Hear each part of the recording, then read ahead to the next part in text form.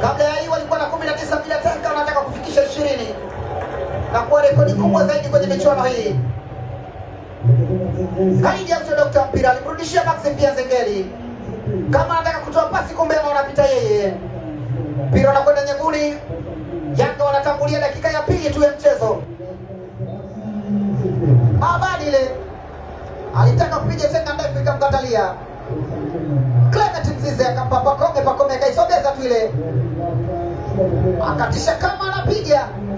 Kipa akalala basi akaisogeza kwenye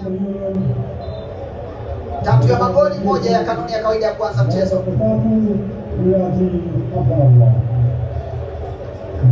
Alikuwa nao ule Mustafa akapokonya na Mzize naye vile vile akapokonywa. Mpira ukamkuta Miraji Abdalla. Mpira ukakwenda moja kwa moja nyavuni. Ulienda unakata kona wenyewe.